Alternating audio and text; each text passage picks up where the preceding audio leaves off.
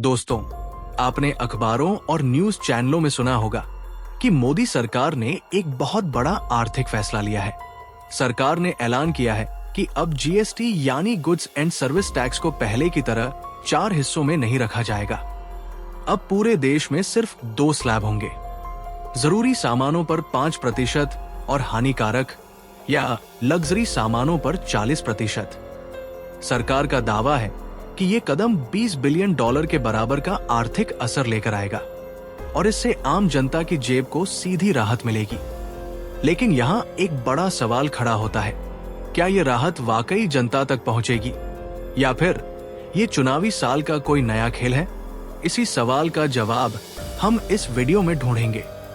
आप आखिर तक बने रहिए, क्योंकि हम इस बदलाव के हर पहलू को विस्तार से समझेंगे। अब जरा पीछे चलते हैं। साल 2017 में भारत में जीएसटी लागू किया गया था।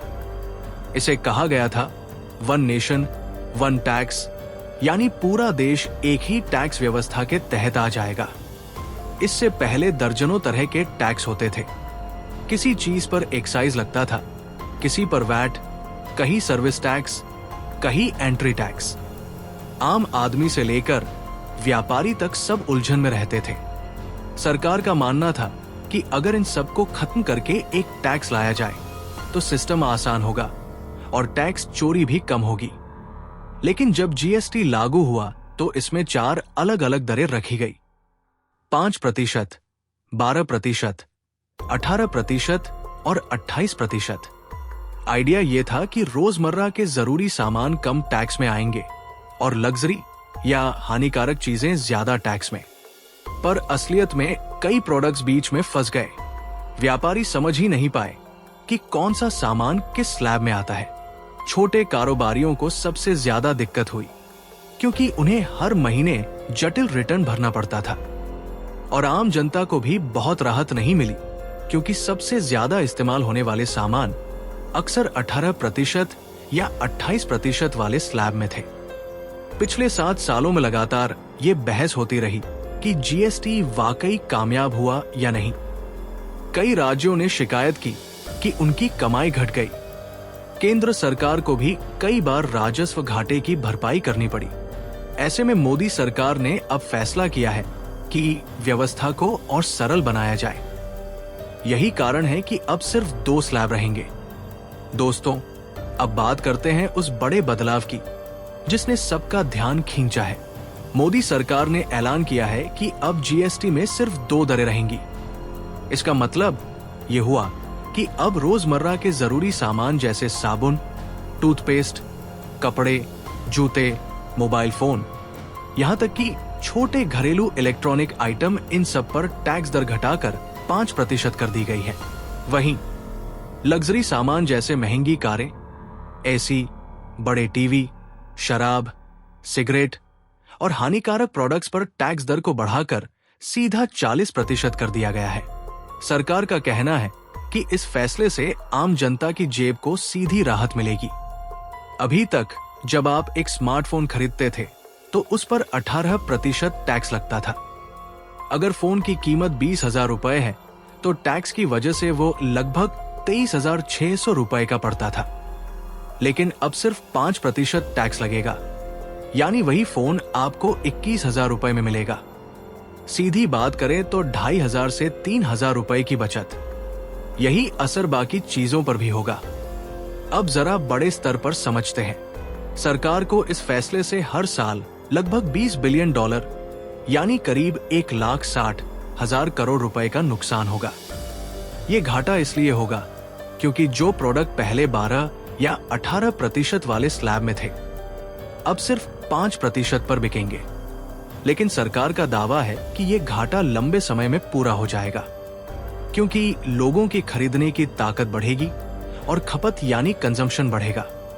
जब खपत बढ़ेगी तो उद्योग को भी फायदा होगा, उत्पादन बढ़ेगा, रोजगार बढ़ेंगे और अंततः टैक्स कलेक्शन दूसरे माध्यमों से ज्यादा होगा।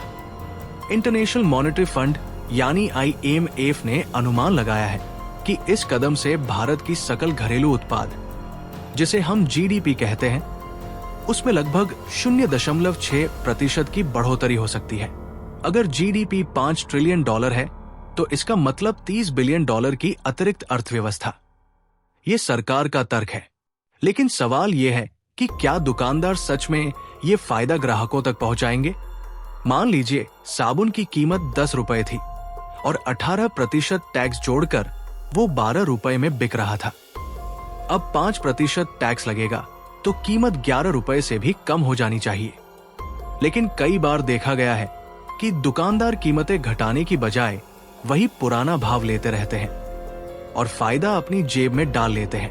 ऐसे में अगर निगरानी कड़ी नहीं हुई तो ये पूरा फायदा जनता तक नहीं पहुंचेगा।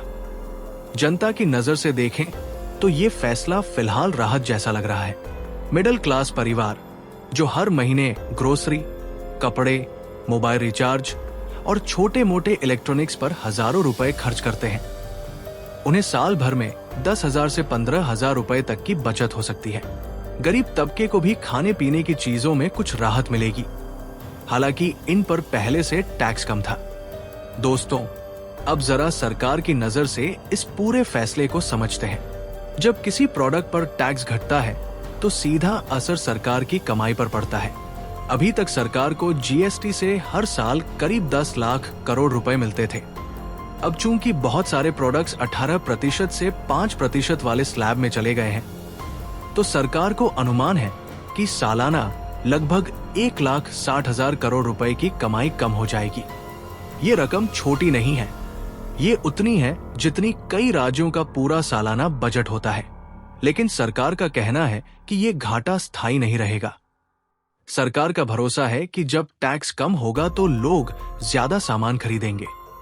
उदाहरण के लिए, अगर एक परिवार पहले साल में 2 मोबाइल फोन खरीदता था, अब वो 3 फोन खरीदेगा क्योंकि दाम कम हो गए। इसी तरह जो लोग पहले कपड़े या घरेलू सामान साल में 1 या 2 बार खरीदते थे, अब ज्यादा बार खरीदेंगे। सरकार का तर्क है कि जब खपत बढ़ेगी तो उद्योग की बिक्री बढ़ेगी, उत्पादन बढ़ेगा और इसी से आयकर और कॉर्पोरेट टैक्स जैसे दूसरे टैक्स बढ़ेंगे। इसीलिए मोदी सरकार ने इसे एक तरह का गैम्बल यानी दाव कहा जा सकता है। अगर खपत सच में बढ़ी तो घाटा कुछ साल में भर जाएगा, लेकिन अगर लोग फिर भी उतना ही खर्च करें जितना पहले करते थे, तो सरकार को बड़ा राजकोषीय घाटा यानी फिस्कल डेफिसिट झेलना पड़ेगा। और जब घाटा बढ़ता है तो सरकार को ज्यादा कर्ज लेना पड़ता है, जिससे ब्याज दरें और महंगाई भी बढ़ सकती है। अब जरा राजनीतिक एंगल की बात करें। यह फैसला ऐसे समय में आया है जब अगले साल चुनाव होने वाले हैं। सरकार अपने फैसले को जनता के लिए राहत पैकेज की तरह पेश कर रही है। प्रधानमंत्री मोदी और वित्त मंत्री बार बार कह रहे हैं कि ये जनता के लिए सबसे बड़ा टैक्स सुधार है। वही विपक्ष कह रहा है कि ये सब वोट बैंक की राजनीति है। कांग्रेस और दूसरे दलों का कहना है कि सरकार को 7 साल पहले ही जीएसटी को सरल बना देना चाहिए था। लेकिन अब चुनाव से ठीक पहले जनता को खुश करने के लिए ये कदम उठाया गया है। जनता भी 2 हिस्सों में बंटी हुई नजर आ रही है। एक तरफ मिडिल क्लास खुश है कि अब सामान सस्ता मिलेगा, लेकिन दूसरी तरफ एक तबका कह रहा है कि ये राहत असली नहीं है, क्योंकि दुकानदार दाम वैसे ही रखेंगे और सरकार की कमाई घटेगी तो कहीं न कहीं टैक्स का बोझ बाद में फिर किसी और रूप में जनता पर ही डाला जाएगा। अगर इसे राजनीति की भाषा में समझें तो ये फैसला जनता को तत्काल राहत देने और चुनावी माहौल में पॉजिटिव माहौल बनाने की कोशिश है। लेकिन ये भी सच है कि इतना बड़ा आर्थिक बदलाव अगर सिर्फ वोट के लिए किया गया और लंबे समय तक टिक नहीं पाया तो देश की अर्थव्यवस्था पर गंभीर असर भी डाल सकता है। दोस्तों, जब हम किसी बड़े आर्थिक फैसले को समझते हैं तो सिर्फ देश के भीतर नहीं बल्कि अंतर्राष्ट्रीय परिप्रेक्ष्य में भी देखना जरूरी होता है। भारत में अभी तक जीएसटी की सबसे बड़ी आलोचना यही रही है कि ये बहुत जटिल है। 4 स्लैब, अलग अलग छूट और हर प्रोडक्ट को अलग तरीके से परिभाषित करना, ये सब छोटे व्यवसायियों के लिए सिरदर्द बन गया था। इसके उलट अगर आप दूसरे देशों को देखें तो ज्यादातर जगह टैक्स स्ट्रक्चर बहुत आसान है। उदाहरण के लिए सिंगापुर में गुड्स एंड सर्विस टैक्स सिर्फ 9% है और वो पूरे देश में एक समान है। ऑस्ट्रेलिया में जीएसटी 10% है और पूरे देश में सबके लिए बराबर। कनाडा में थोड़ा अलग है, लेकिन फिर भी ज्यादा जटिल नहीं। यूरोपियन यूनियन के देशों में वैट होता है, जो 15 से 20% के बीच होता है, लेकिन फिर भी ज्यादा स्लैब नहीं होते। भारत में जब जीएसटी लागू हुआ था, तो इसे दुनिया का सबसे जटिल जीएसटी कहा गया। 4 स्लैब, अलग अलग कैटेगरी और हजारों प्रोडक्ट्स की लिस्ट। अब जब मोदी सरकार इसे 2 स्लैब में ला रही है, तो ये बदलाव भारत को अंतर्राष्ट्रीय स्तर पर अधिक प्रतिस्पर्धी बना सकता है। अब थोड़ा आंकड़ों पर आते हैं। देश में लगभग 33% टैक्स कलेक्शन जीएसटी से आता है। हर महीने औसतन 1.5 लाख करोड़ रुपए सरकार को जीएसटी से मिलते हैं। ये रकम इतनी बड़ी है कि इससे पूरे देश की सड़कों, रेल प्रोजेक्ट्स और शिक्षा स्वास्थ्य योजनाओं का खर्च निकाला जाता है। अगर इसमें 1,60,000 करोड़ का नुकसान होता है, तो साफ है कि सरकार को कहीं और से ये कमी पूरी करनी होगी। वित्त मंत्रालय के अनुमान के मुताबिक अगर खपत 10% बढ़ती है, तो ये घाटा अगले 3 से 4 साल में भर जाएगा। लेकिन अगर खपत सिर्फ 3 से 5% ही बढ़ी, तो ये घाटा लंबे समय तक बना रहेगा। अंतर्राष्ट्रीय एजेंसियां भी अलग अलग अनुमान लगा रही हैं। IMF का कहना है कि इससे भारत की जीडीपी में 0.6% की बढ़ोतरी हो सकती है, लेकिन फिच रेटिंग्स और मूडीज का मानना है कि इससे राजकोषीय घाटा बढ़कर 5% तक जा सकता है। अभी भारत का फिस्कल डेफिसिट सकल घरेलू उत्पाद का करीब 5.9% है। अगर ये और बढ़ा, तो विदेशी निवेशकों का भरोसा डगमगा सकता है। अब सवाल यह है कि आम जनता को ये फायदा कितने दिन तक मिलेगा। अगर सरकार इस टैक्स कटौती को लंबे समय तक जारी रख पाती है, तो सच में ये ऐतिहासिक फैसला होगा। लेकिन अगर 2-3 साल बाद सरकार को घाटा ज्यादा लगने लगे और वो फिर से टैक्स बढ़ाने लगे, तो जनता को लगेगा कि ये सब सिर्फ चुनावी स्टंट था। दोस्तों, अब फैसला आपके हाथ में है। आपको क्या लगता है? क्या ये बदलाव जनता के लिए स्थायी राहत है या सिर्फ चुनाव से पहले का राजनीतिक दांव? नीचे कमेंट में अपनी राय जरूर बताइएगा। दोस्तों, अब तक हमने देखा कि आम जनता पर इस फैसले का क्या असर होगा, लेकिन किसी भी टैक्स सुधार का असली इम्तिहान सरकार और अर्थव्यवस्था पर होता है। तो आइए अब इसी पर बात करें। भारत सरकार की कमाई का सबसे बड़ा हिस्सा जीएसटी से आता है। हर महीने औसतन 1,50,000 करोड़ रुपए का टैक्स सिर्फ जीएसटी से इकट्ठा होता है। साल भर में ये रकम लगभग 18 लाख करोड़ रुपए तक पहुंच जाती है। ये पैसा सिर्फ सरकारी खजाने में नहीं जाता, बल्कि सड़कों, रेल, बिजली, स्वास्थ्य और शिक्षा जैसी बुनियादी सेवाओं पर खर्च किया जाता है। अब सोचिए, अगर सरकार अचानक टैक्स स्लैब घटाकर सिर्फ 2 कर देती है और ज्यादातर चीजों पर टैक्स 5% कर देती है, तो कितना बड़ा असर होगा। वित्त मंत्रालय का अनुमान है कि हर साल करीब 1,60,000 करोड़ रुपए की कमाई कम हो सकती है। इसे डॉलर में बदलें तो करीब 20 अरब डॉलर का घाटा। सरकार का तर्क है कि ये घाटा स्थायी नहीं होगा। जैसे ही लोगों की खपत बढ़ेगी, लोग ज्यादा खरीदारी करेंगे, तो बाकी टैक्स कलेक्शन अपने आप बढ़ जाएगा। उदाहरण के लिए, अगर आप एक मोबाइल फोन सस्ता होने की वजह से खरीदते हैं, तो उस पर जीएसटी सरकार को मिलेगा ही। साथ ही फोन कंपनी की कमाई बढ़ेगी, उस पर कॉर्पोरेट टैक्स लगेगा और नौकरी भी बढ़ेंगी, जिस पर इनकम टैक्स लगेगा। यानी सरकार को कई तरफ से फायदा मिलेगा। लेकिन ये सब तभी होगा जब खपत सच में बढ़े। अगर लोग सिर्फ जरूरी चीजें ही खरीदते रहे और लग्जरी आइटम्स पर खर्च न किया, तो सरकार का घाटा और बढ़ सकता है। फिस्कल डेफिसिट यानी राजकोषीय घाटा भारत में पहले से ही ज्यादा है। अभी ये सकल घरेलू उत्पाद का करीब 5.9% है। अगर टैक्स कमाई कम हुई, तो ये 6 से 7% तक जा सकता है। और अगर घाटा इतना बढ़ा, तो सरकार को कर्ज लेना पड़ेगा। कर्ज बढ़ने का मतलब है कि सरकार को ब्याज ज्यादा देना होगा, और अगर ब्याज ज्यादा देना पड़ा, तो शिक्षा, स्वास्थ्य जैसी योजनाओं पर खर्च कम करना पड़ेगा। यही वजह है कि कई अर्थशास्त्री कह रहे हैं कि ये कदम एक तरह का बड़ा जुआ है। अगर सफल हुआ, तो जनता को राहत और अर्थव्यवस्था को उछाल दोनों मिलेगा। लेकिन अगर असफल हुआ तो सरकार को भारी नुकसान उठाना पड़ेगा। स्टॉक मार्केट की बात करें तो शुरुआती दिनों में शेयर मार्केट ने पॉजिटिव रिएक्शन दिया। निवेशकों को लगा कि अब लोग ज्यादा खर्च करेंगे, कंपनियों की सेल्स बढ़ेंगी और मुनाफा बढ़ेगा।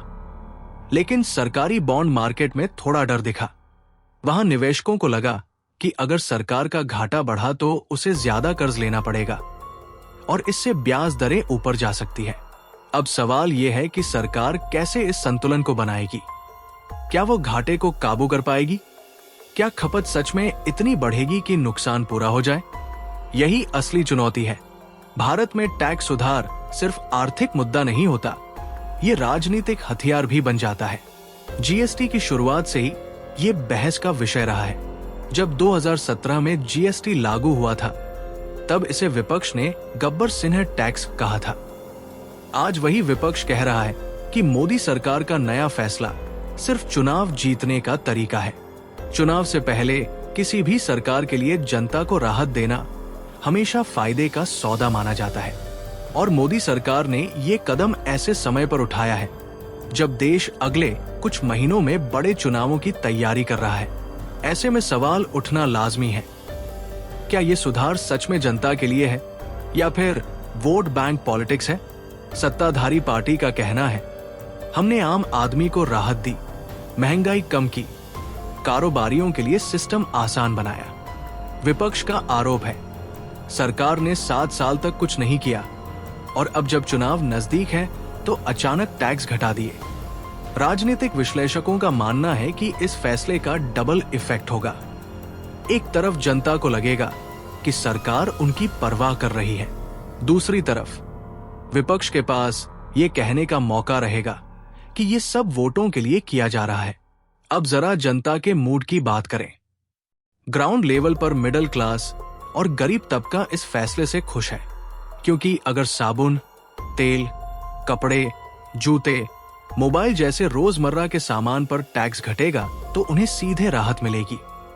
लेकिन व्यापारी वर्ग थोड़ा उलझन में है। उन्हें डर है कि 40% वाला स्लैब उनके बिजनेस पर बोझ डाल देगा, खासकर अगर उनके प्रोडक्ट्स को सरकार लग्जरी या हानिकारक की कैटेगरी में डाल दे। राजनीति में परसेप्शन यानी छवि बहुत मायने रखती है। हो सकता है असलियत में दाम उतने न घटे जितनी सरकार दावा कर रही है, लेकिन अगर जनता को लगे कि सरकार ने कोशिश की है तो ये भावनात्मक रूप से वोटों में बदल सकता है। यही कारण है कि विपक्ष बार बार ये सवाल उठा रहा है, अगर सरकार सच में राहत देना चाहती थी तो 7 साल पहले ही क्यों नहीं किया? चुनाव से ठीक पहले क्यों किया? कुल मिलाकर राजनीति का खेल यही है। सरकार इस फैसले को अपनी सबसे बड़ी उपलब्धि बताना चाहती है और विपक्ष इसे चुनावी चाल साबित करना चाहता है।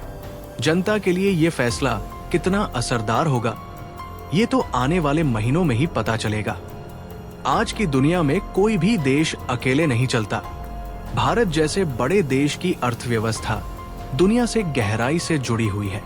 जब भारत में टैक्स पॉलिसी बदलती है तो उसका असर सिर्फ हमारी जेब पर नहीं बल्कि इंटरनेशनल ट्रेड और इन्वेस्टमेंट पर भी पड़ता है।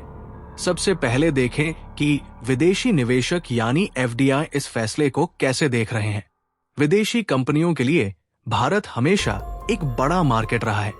यहाँ 12 करोड़ से ज्यादा मिडिल क्लास फैमिली है, जिनकी खपत दुनिया में सबसे तेजी से बढ़ रही है।